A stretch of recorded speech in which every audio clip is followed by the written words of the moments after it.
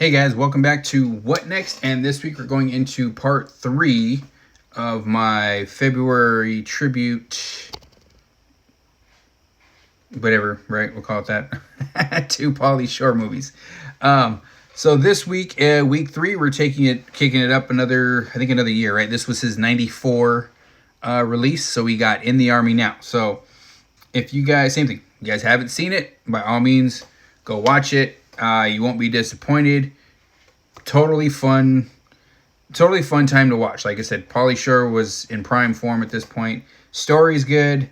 The comedy's really good. You got Pauly Shore, you got Andy Dick, you got Lori Petty, David Alan Grier, Esai Morales, Art LaFleur is in there as well. So, and then I did forget to mention, if you guys haven't noticed, between all these, for those of you who have seen these, tell me if you guys have noticed that Brendan Fraser played Link in all of these movies, even going into, except for part 4, because we'll be doing Biodome.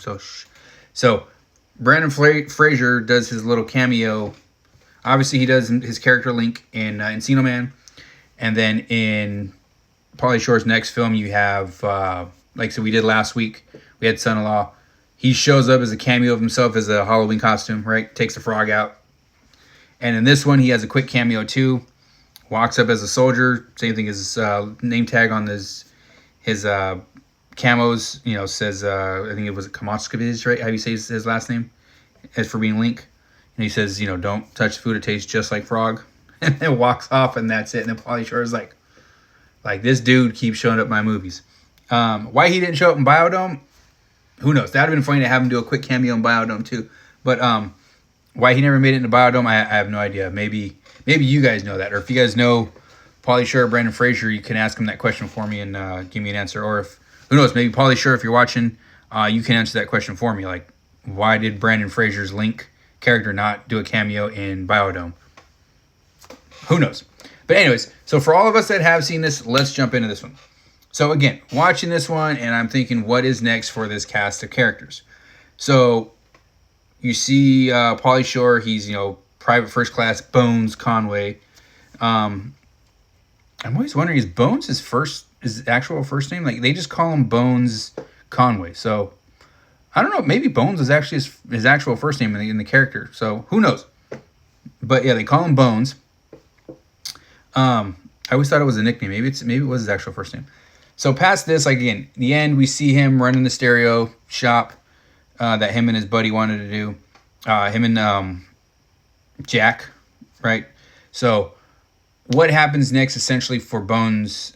I think if you did like an In the Army Now 2, I think you have Bones and possibly Jack called back up into duty. I think that's probably the easiest way to go. Like, you have them called back up in active duty because now they're technically Army Reserve guys, and if something pops off, war-wise or military-wise, they get recalled. So I think you just have those two get recalled, and then probably into some other type of situational where you can kind of bring everybody back. But I think that other than that, yeah, they're having fun. They're running their stereo shop.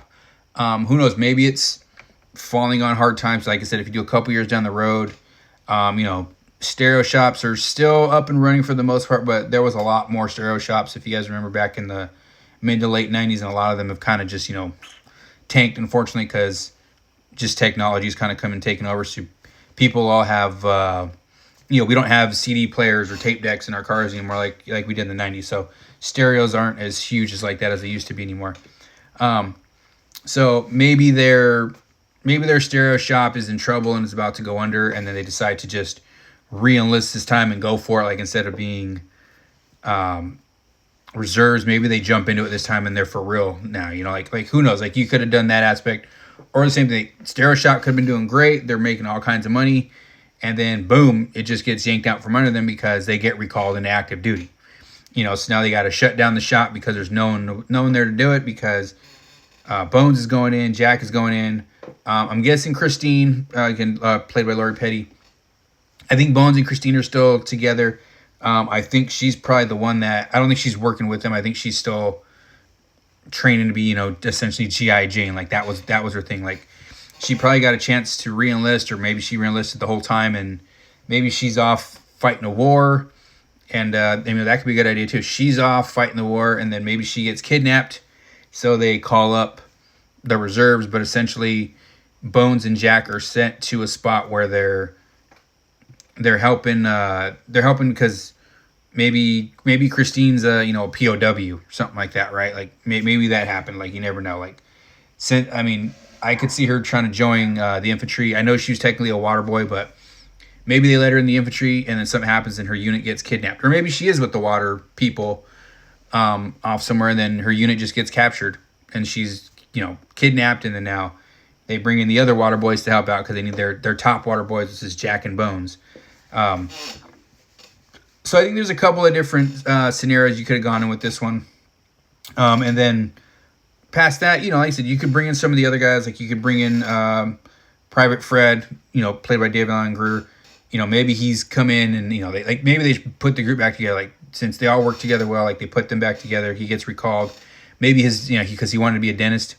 Maybe his dentist practice is going really, really well too. And same thing, he gets called into active duty and he's just like, oh, all right, now he's got to shut down his shop. And then you find a whole new list of things he's scared of when they're back out in a different scenario. So maybe instead of the desert, this time they're in the jungle. Like that could have been kind of funny too. And then you bring back in Sergeant Stern, Esai Morales. Like maybe this time he's more gung-ho than ever. Like he's in the jungle, full Rambo mode, paint all over the face, something like that, to where he's helping them out too. And maybe it's just gonna be over the top. Like I'm actually making myself laugh just thinking about it.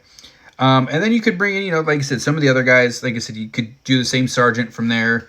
Past that, there really too much of a big cast of, I would say, memorable characters. And then again, you could get Brendan Fraser come in and do his cameo somewhere. Like who knows? Maybe you see him swinging from a vine somewhere in the background, doing his George of the Jungle yell, right?